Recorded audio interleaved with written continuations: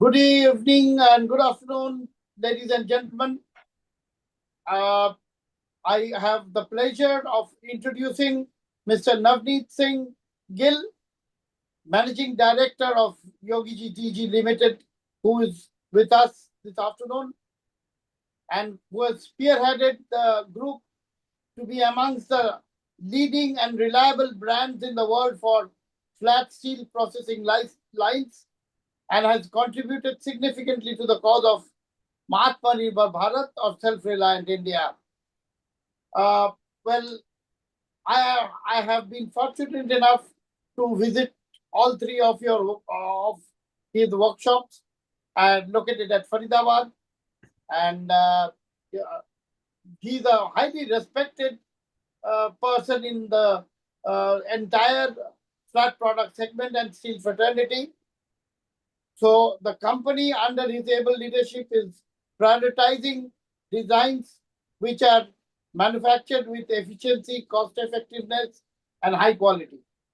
With the concept of design and make in India, company is able to offer truly innovative and globally competitive equipment and move up to the global supply chain. Uh, you know, uh, One thing needs to be mentioned here that he is today competing against the front runners of the Western world, and he is solidly poised to match uh, the flat product segment equipment any day with any of the major uh, you know uh, equipment manufacturers in the world. Navneet ji, I will begin with my first question. Yogiji Digi has grown from Digi drives into one of India's leading manufacturers of cold rolling mills and industrial automation systems. Could you walk us through that journey and the vision that shaped it? Yeah, good evening, everyone. Good evening, Nirmala ji and your team, and thank you for such a nice and elaborate introduction. This journey, started very small. We started with manufacturing of small DC drives in 1993. Then we started manufacturing our own DC drives, bigger DC drives for printing machines mainly. We Automation was coming into India in the late 90s. So at that time we became ABB channel partners, which we are still today. We have a good association with ABB for so many years now, more than 25 years. So we started to provide automation solutions for the steel industry in 2000, 2001. And we worked with many steel producers or steel processors who were bringing old equipment into India, and we were doing the automation and the revamps of the electricals. And then as we stepped up into the steel industry, so we found that there's a big gap. Either there are multinationals so who are very expensive, and everybody does not like to make such a big investment, and some of them even can't afford such big investment. And then there were some low quality, low cost equipment suppliers, but the quality was also not up to the mark. The know-how was not there. So we thought that we saw that there's a gap in between. There's a place where we can supply a reasonable quality equipment at a reasonable and affordable price. And we had lot of process know-how, gained through the automation we were doing for various industries, and we were revamping and upgrading the old equipment. So we gained a lot of process knowledge in the process. So we thought that we could make a space, and we had some good relations with some engineers in the industry, like our late Mr. A.K. Rana, who was ex-Micon. He was doing some consultancy for some of the projects we were doing. And Mr. S.K. Tripathi, who is the technical director in Yogiji Digi now, who is spearheading the designs and the manufacturing of our Yogiji Digi.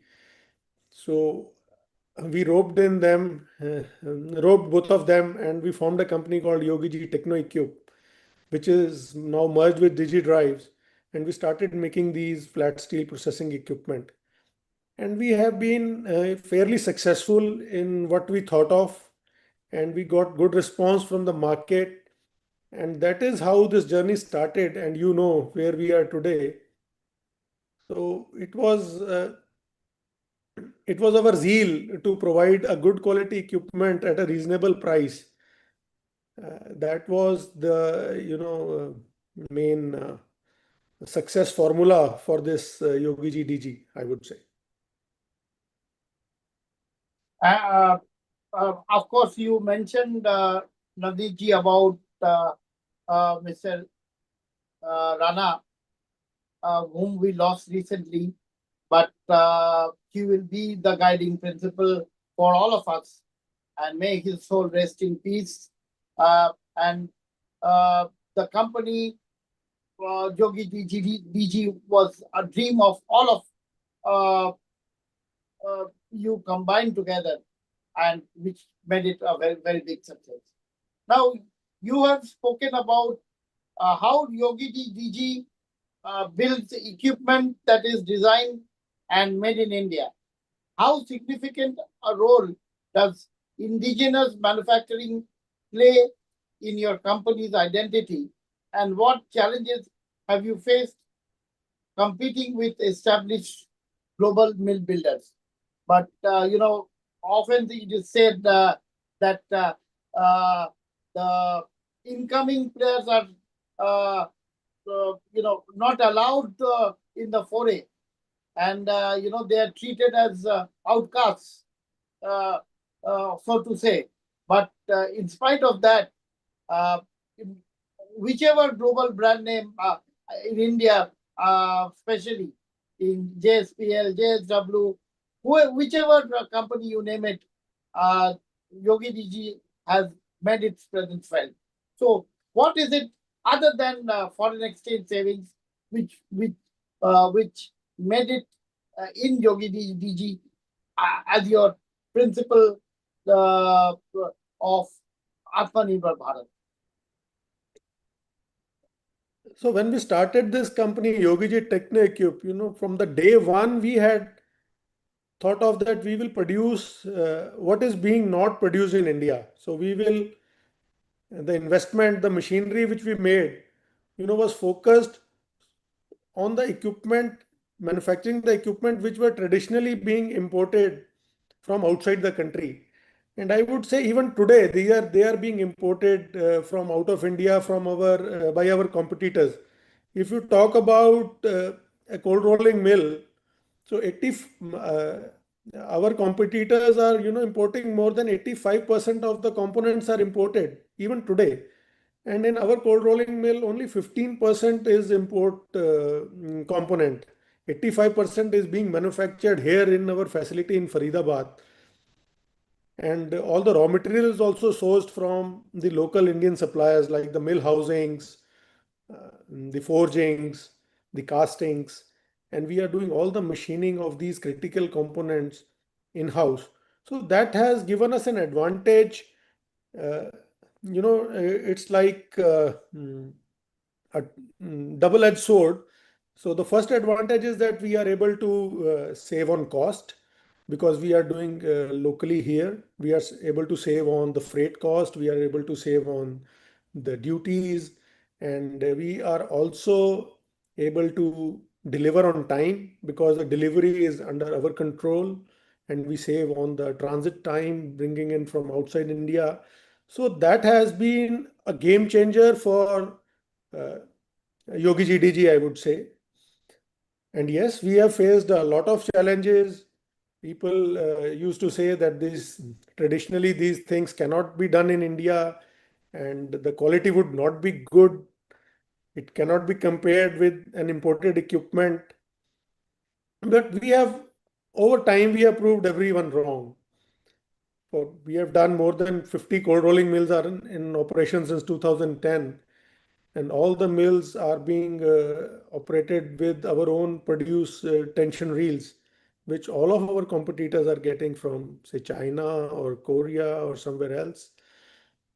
Uh, and the reason, that these, it is not that it cannot be, when we started, it was a feeling that this cannot be done in India. So when we started to produce these critical components here in India, so I realized that it is not that they cannot be done. We have the engineering, we have lot of technical know-how in India. There's a lot of metallurgists, a lot of technical know-how, technical people here in India. But I found out and I realized that this is, it requires a lot of patience to make these kind of equipment, to make a tension reel. It takes around 9 to 10 months. So you have to have that patience, and you have to have that uh, mm, uh, I'm missing the word, but you have to have, lot of patience, uh, because the time is so long, and to get the results, you have to wait. So that is where I think the people, find out easy to get these things imported rather than producing them in India. Right. Uh, So, but now our products are established. Still, some people say that these things cannot be done, or but when they see our equipment performing well, alongside, equipment from other multinationals, so we have got good opportunity, and I would yeah, thank our customers and God for this. Navneet, one other thing I would particularly like to mention that, you know, since your spares are uh, sourced locally, so at times I think you might be facing supply chain management issues. So in spite of that, your delivery schedule, no one has complained about.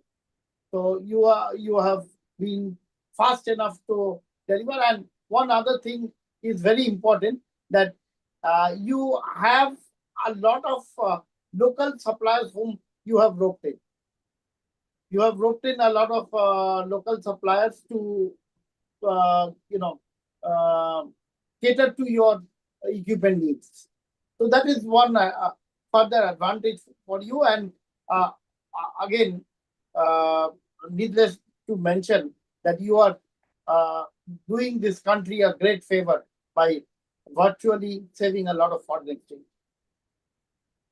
Uh, AI and real-time data have been central themes in your public talks, including in the at the ISA Steel Conclave, which was organized in Delhi. And how is Yogiji Digi embedding artificial intelligence into cold rolling and downstream steel processing equipment today?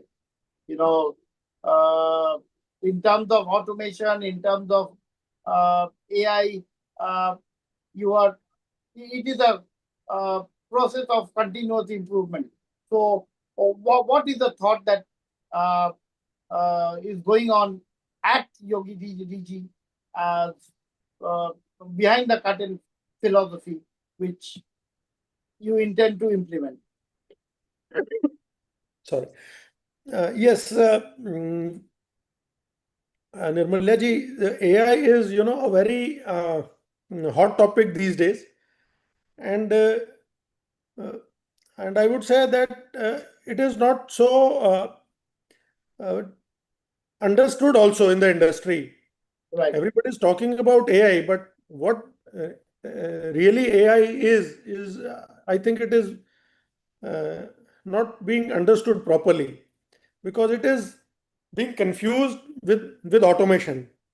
Yeah. So the automation and the process optimization has always been in the industry. I would say it has been maybe for more than 50, 60 years. But artificial intelligence is not a regular automation or the process optimization. So artificial intelligence is, improving the process further from your automation. Right. Yeah. So we in the steel industry have lots and lots of data, and data is, segmented and scattered. So AI, what we have done with our AI solutions is that, we have compiled this data into useful information and to improve the process, not through the optimization of the process, but through optimization of resources like improvement between shifts, improvement between operators. So we are finding the gaps, you know, between the operators, between each shifts, and find how to improve the efficiency, how to increase productivity, or how to reduce power consumption, different Right. from, different from the physical or the physics of the process. So that is what we are doing with the AI solutions we are supplying from Yogiji Digi. At the same time, my next question is very much related to, uh, the process efficiency, yield, consistency in performance, standardization of products. So my next question is, could you give our readers and viewers an example of how AI-driven insights or next-generation CRMs have translated into measurable gains in yield, consistency, cost performance for the steel producer using your system? So, in other words, uh, you know, uh, AI helps you to understand that what is your example ROI of the investment. So accordingly, uh, the customer needs to know that you know uh, whether I operate on 80% of my uh, capacity or 90% of my capacity. How long will the ROI take? So, in terms of performance, what is it that you plan to implement in your complexes? Nirmalaji, I would say that we don't want to intend to implement, but I would say that we have already implemented some solutions. Great, great, Customers are great. already gaining, out of that. And I would like to mention that the AI is going to bring a step change, not an incremental change. It is going to bring a step change in the industry, and it is going to change the face of the industry in the next 3 4 years. Why I say that is that because we have live examples and we have live case studies, where we are able to save, say, 2 to 3 units of energy per ton, just just by, you know getting the data. And the data is like, uh, a certain operator is performing well, so it is good to identify that operator and train our other operators who are lagging behind. And then by using the process data information inside the mill, that we have a certain operator selected a pass schedule based on his experience, based on the physics, but the AI suggests him that he has a past reference that a certain grade, similar grade was produced, similar thickness was produced in less number of passes, say 6 months ago, and you can choose that pass schedule. And by choosing that pass schedule, you can save, say, 2 to 3 units of energy. And the operator, and we ran some models, like using the pass schedule selected by the operator, then using the improvements suggested, and then the improvements and the past historical data. So we were able to see that we are able to see 2 to 3 units of energy saved per ton. And Great. yeah, and when we talk about a 250,000 tons capacity mill, so we are already saving 12 to 18 million rupees a year. So it is a step change. And if you are able to increase productivity by say 5 to 6 tons per hour on 100 tons per hour line, so you are adding a revenue of say 30 to 40 million rupees additional. Yeah. So that is the kind of step change AI is going to bring, and it is already helping our customers who are using these solutions. And we are getting a lot of inquiries day by day, and people also want to include our AI solutions on equipment they have, existing equipment they have in their premises or plants also. Great, Navneet ji. In fact, sustainability and green manufacturing appear to be a growing focus for Yogiji Digi, especially which you mentioned that energy saving has been a key performance indicator, including recent work around environmental product declarations. What prompted this shift, and how do EPDs change the conversation with your customers? So when you explain to your customers uh, the advantages of using uh, your your green steel technology, what impact does it convey to your customers, and what does the customer feel about uh, virtual energy savings, which is going to uh, be a shorter ROI period? Yeah, the idea behind energy saving in terms of the process is already been our DNA, and we have focused on producing equipment which consumes less energy, which is more efficient, and we have focused on more uptime of the equipment. But when we talk about the EPD licenses or the green manufacturing process behind our and the EPD declarations for our products, so so these are both very different from each other. So the EPD license is about the resources or about the mm, uh, carbon credits we are using to produce our equipment. So the license, so the idea behind to get these registered, or the get EPD declarations is that uh, we want to don't want to consume all the resources, and we want to give the oxygen and the platform and the environment for our coming generations. So that was the idea behind that. So we want to consume less and less of energies and the natural resources. So, and when we got this EPD declaration for our cold rolling mill, you will be surprised to know that we are much lesser. We are almost 30 to 40% less than the global standard. Great. It's a very, Yeah. very significant amount. Yes. So uh, as so that is one part of it, and the other part is that as the Indian government starts to give acknowledge the carbon credits and give incentives for saving carbon, so our customers will directly benefit be- through our EPDs to get these carbon credits and the incentives from the government in future.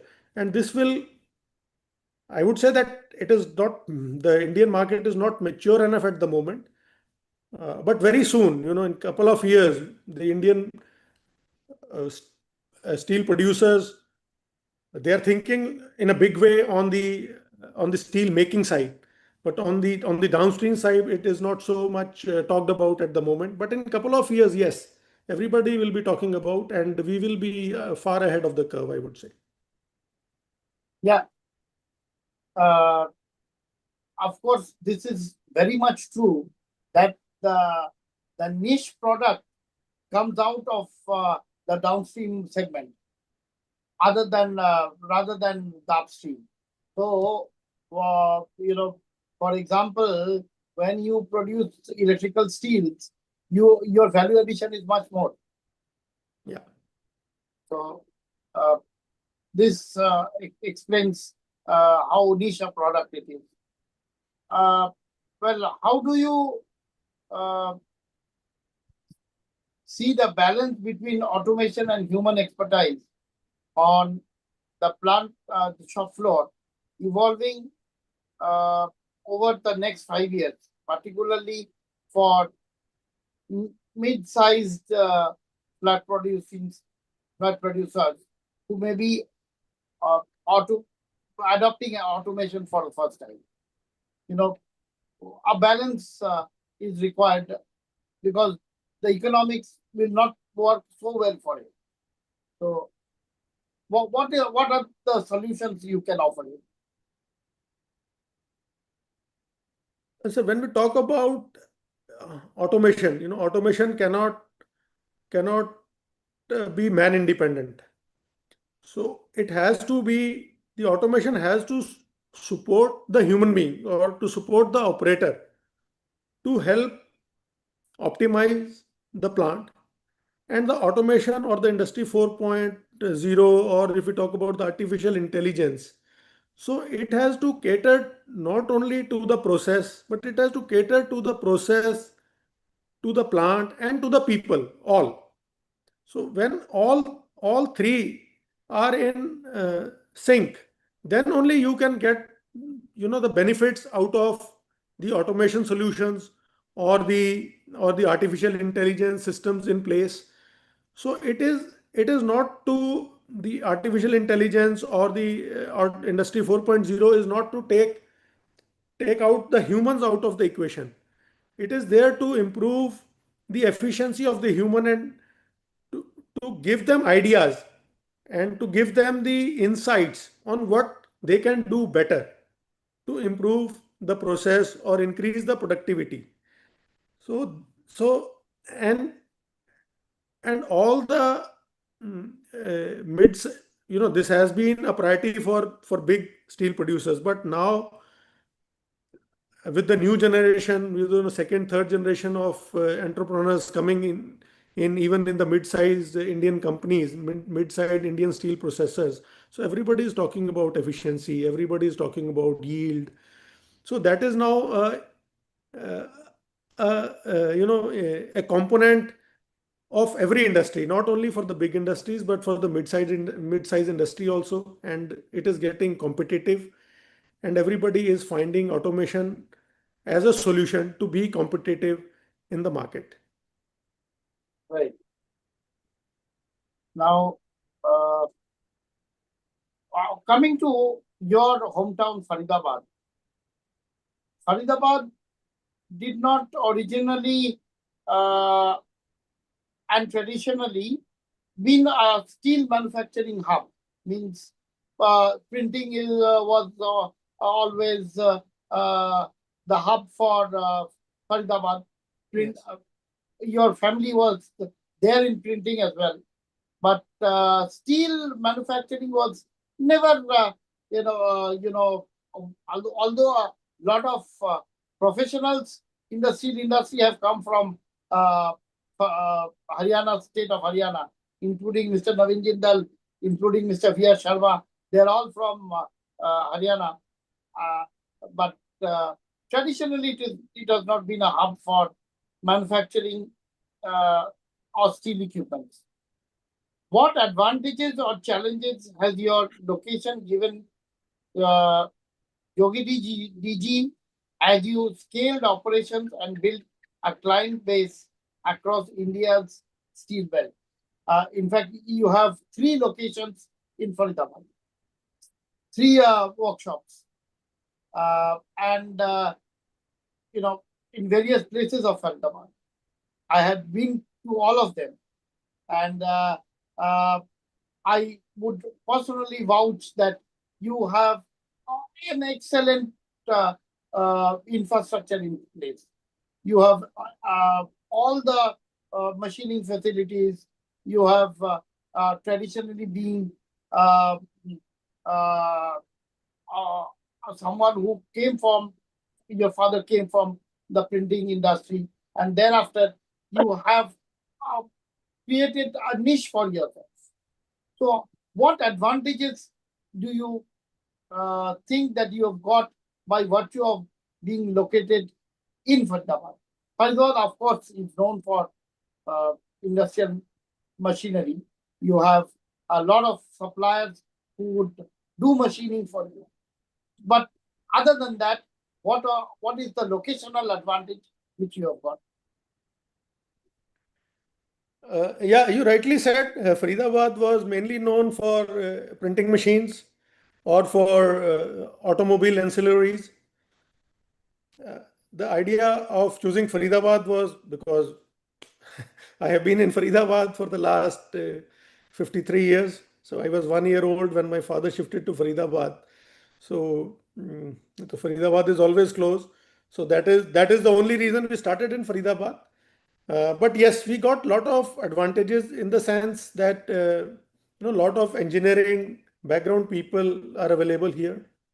So because be it a printing industry or an automobile hub, but there is a lot of engineering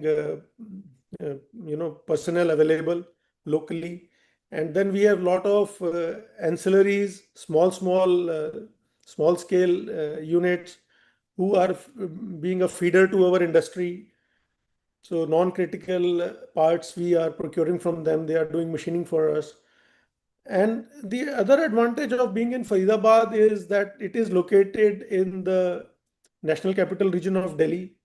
So, so you can travel to any part of India or to out of India from here, and we are accessible to our customers also, and even to our sub suppliers.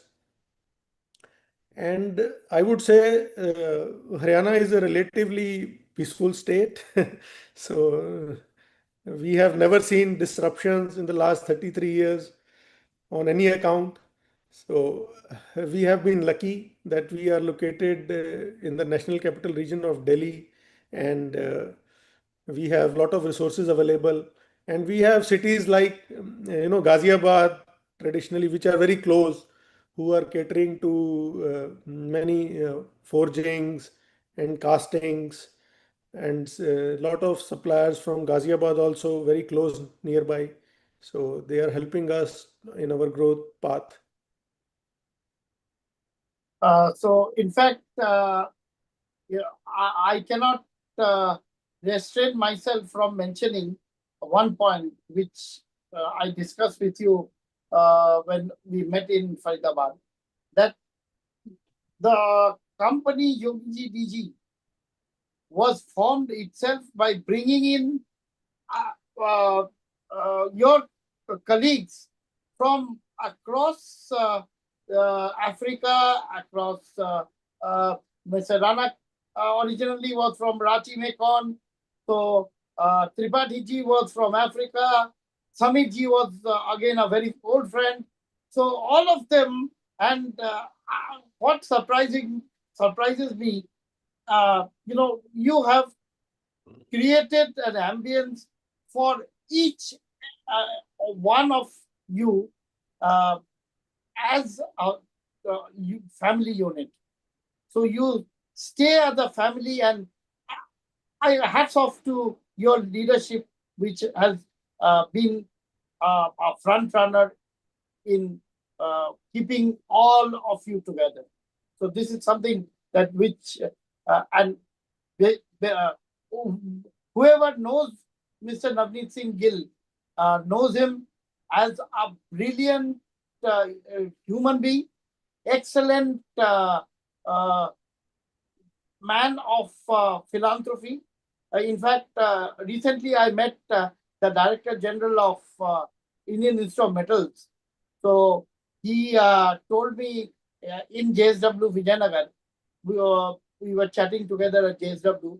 He said that I have got a commitment from Navneet Singh ji that he is, I don't know, I am not mentioning the amount, but he has committed a certain amount of money, whereas I wanted 50% of that. So, and such is the commitment, a large corporate, uh, having much more uh, uh, turnover than his company, will not even mention uh, that as a commitment. So hats off to Mr. Navneet Singh Gill uh, for being a truly good individual and great Samaritan. Thank you so much, So, Nirmalya ji. I would uh, like to say a few words here. So it is, you know, as you mentioned, at the start of this podcast, that we have to, enter into the foray which is ruled by the multinationals. So if the steel fraternity, if the Indian steel fraternity does not, you know, mm, come up to the mark, then how can we enter that foray and how can we capture that foray which has been ruled by the multinationals? So that is why I would like to do as much as I can do to improve the caliber and the know-how of the Indian steel fraternity and rope in as many as new minds to come into this industry and challenge the multinationals. so a great individual indeed. Hats off to you. Thank you. Thank you, sir. And uh, my next question is cold rolling mill technology, as we all know, is very capital intensive and highly specialized. What has been your approach to R&D and building in-house engineering talent rather than relying on imported technology or licensing? In fact, uh, both of your sons are uh, also involved in day-to-day business. So they have both studied in US, and they came back contributing to the family, and in course of time their thoughts also would count, and what they think about the future of this industry also counts. So uh, in fact you have a solid concrete examples of uh, Atmanirbhar Bharat initiative initiated by Prime Minister. So to this end, uh, what are the thoughts of R&D? What are the thoughts of developing cold rolling mill technology? Uh, and for not only the integrated steel plants, but also mid-sized companies like Sham Metallics, like many others which are going to be, uh, commissioning their plants in course of time. So, Nirmala ji, when you are very right to say that the cold rolling mill technology is very capital intensive and very specialized. Cold rolling, the cold rolling process in itself, is a very complicated process, and it uses all kinds of the engineering, verticals, from say it mechanical, be it electrical, be it fluid mechanics, so be it power. So all of the energy, the engineering verticals, contribute to the cold rolling process, and it is a very typical process. And as I told you that our forte is automation, and we did automation, and we did lot of, our customers in the initial days used to bring old equipment from outside India, so we used to upgrade those equipment. We used to provide the automation and the electrical solutions for those equipment. So we gained a lot of insights about the various designs available in the market. And when we started to manufacture our own equipment, so based on our experience with each of these, equipment from various manufacturers, and equipment produced at various points of time in the industry. Some equipment was 40 years old, some equipment was 15 years old. So we had a lot of insights into those designs. So we tried to use, our knowledge and our experience on that, and then improvise on that design. And in that course, we optimize the designs for low capex and even low opex. And we have not felt shy to disclose what we have done over the years. So we have written papers, we have presented our papers across various conferences across the globe.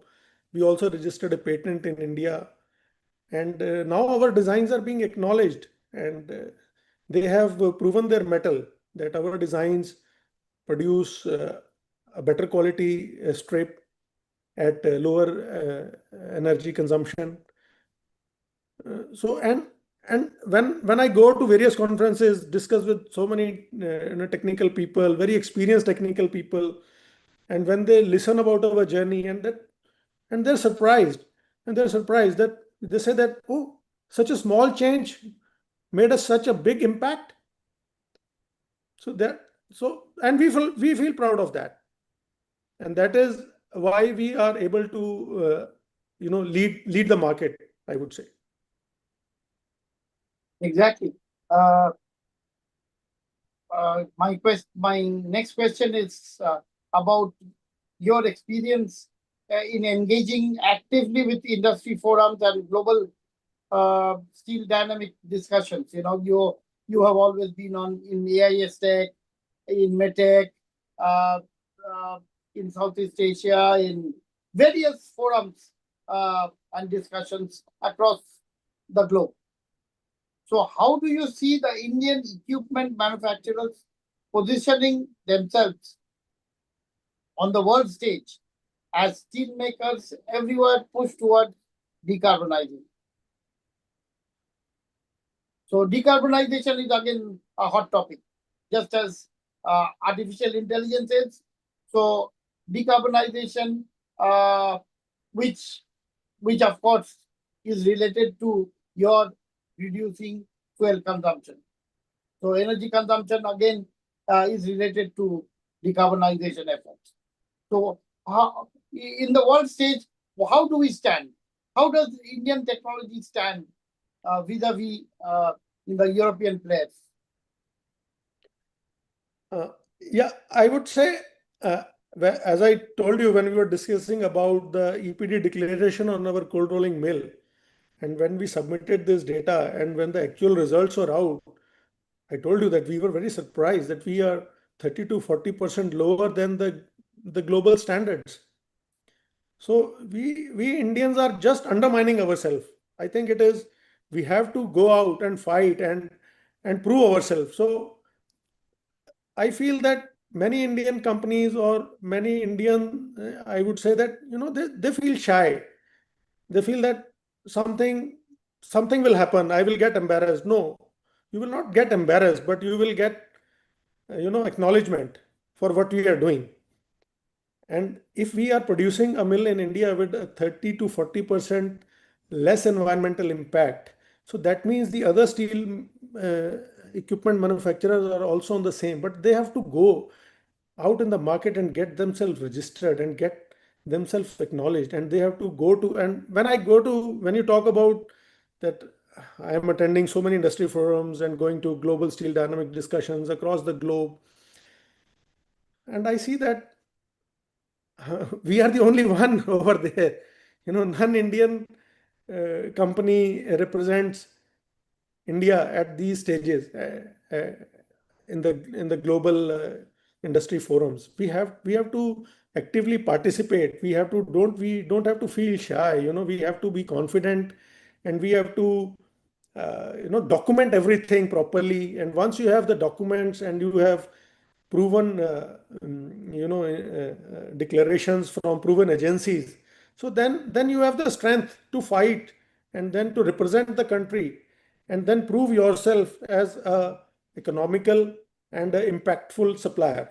And I think this will change, and many more Indian companies I am seeing, they are now actively pursuing business, and they are also competing with competing with us, competing with our other multinationals, and uh, and I think it is a healthy competition and it is good for the country.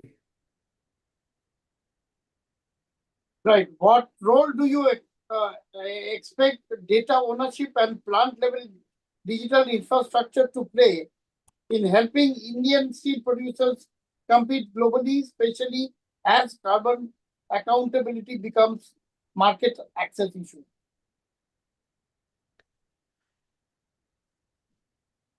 Uh, as Yogiji Digi, I would say that we have already started to store data. We are storing millions of process parameters on our equipment, on our mills, on our processing lines.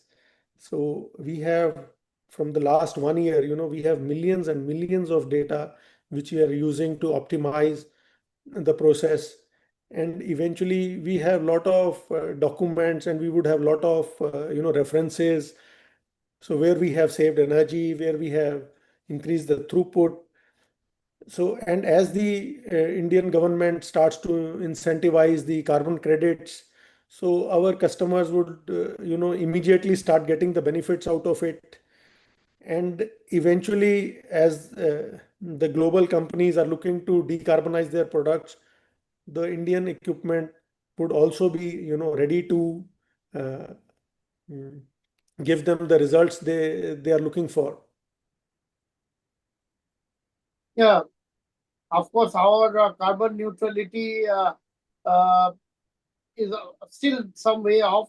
2070 is the target, but we we hope to be there when others are uh, you know racing against time.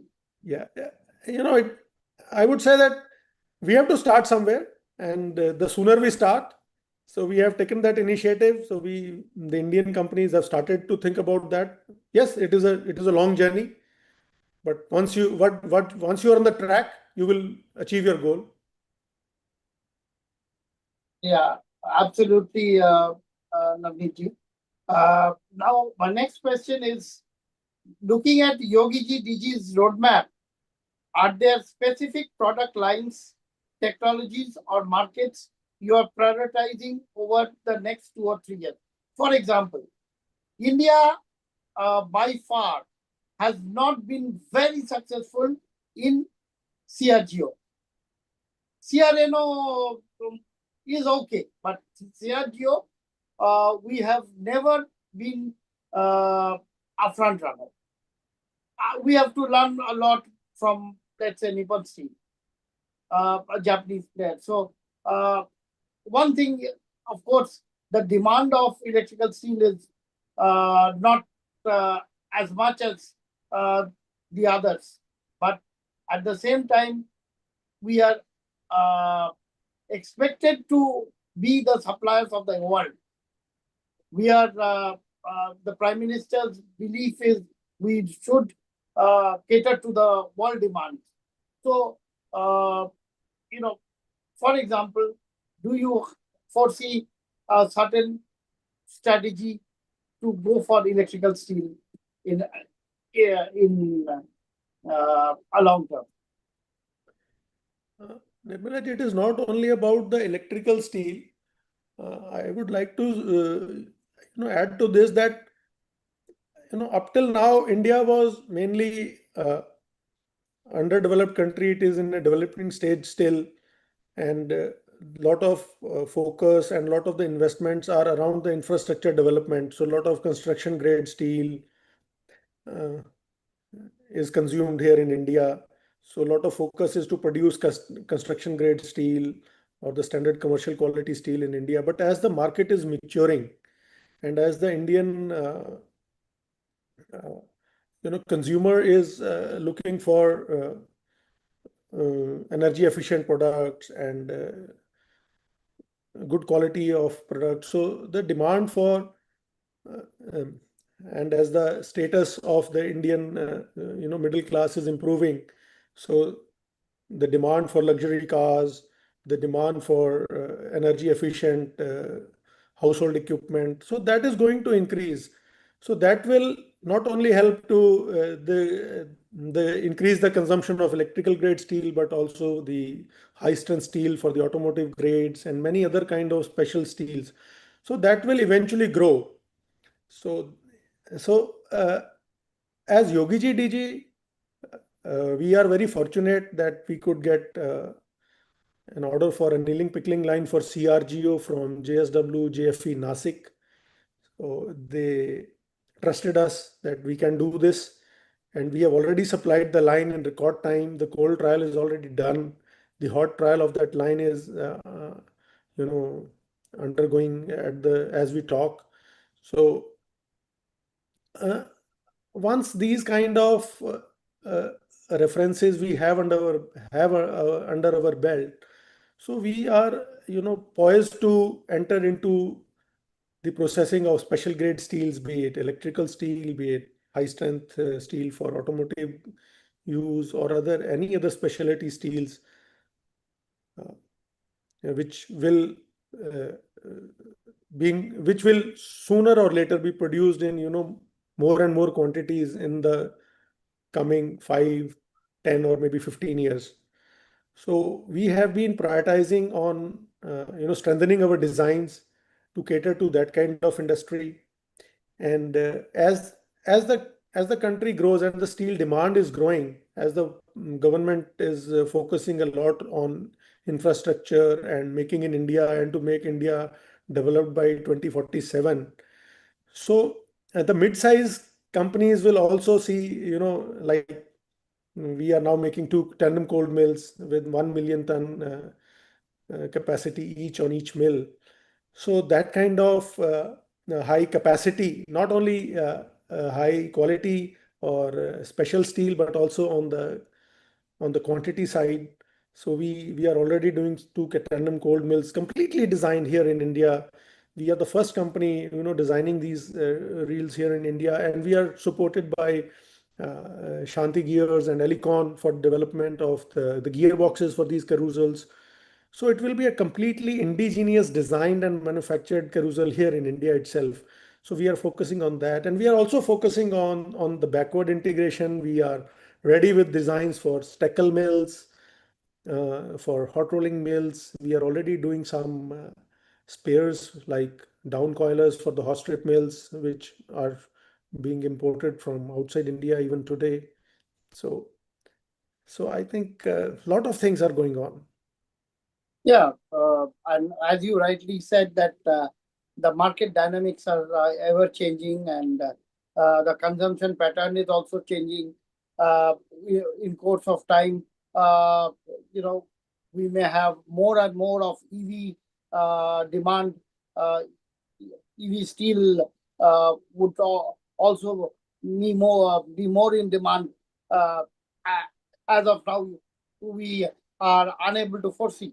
You know, the infrastructure doesn't support the electric vehicles today, but on course of time, the demands will definitely uh, notice a paradigm shift.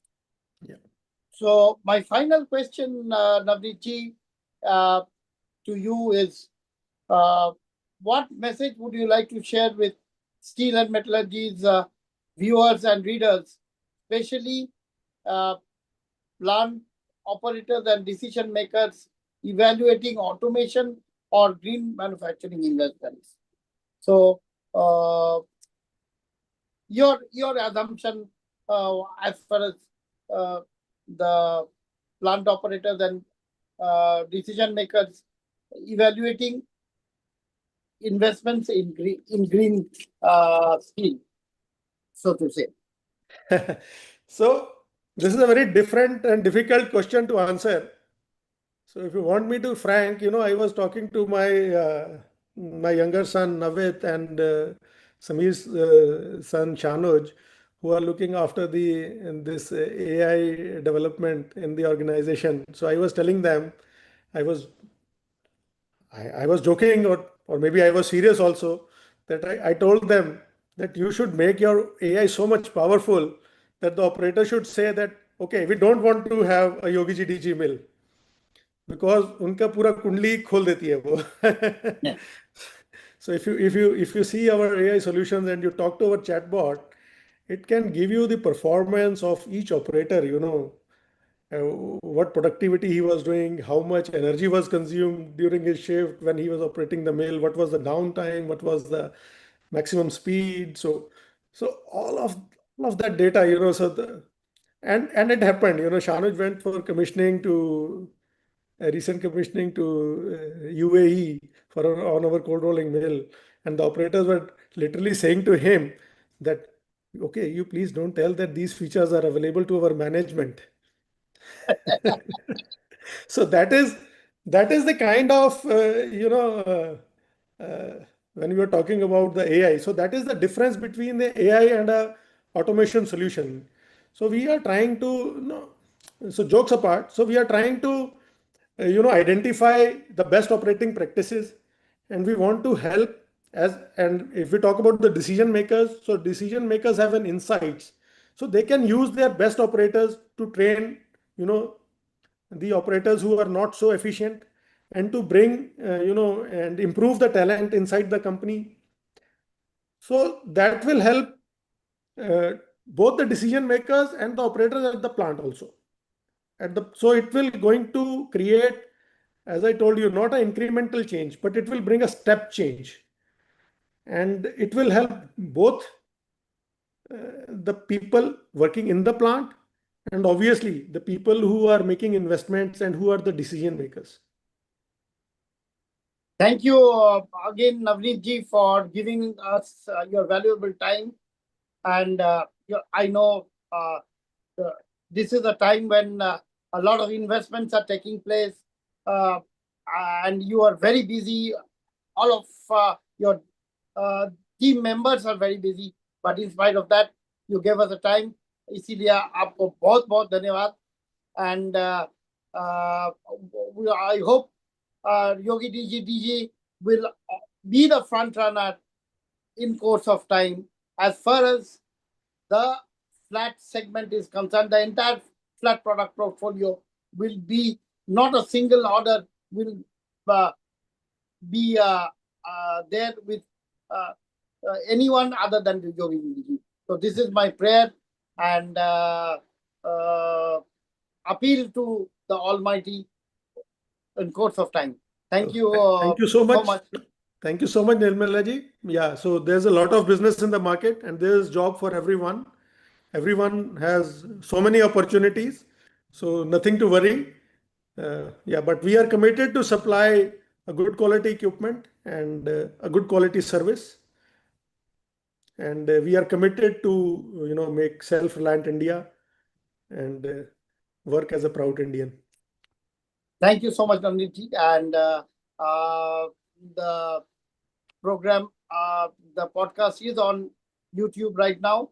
All of us will be sharing with the entire Yogi Digi and our readers to have access to the YouTube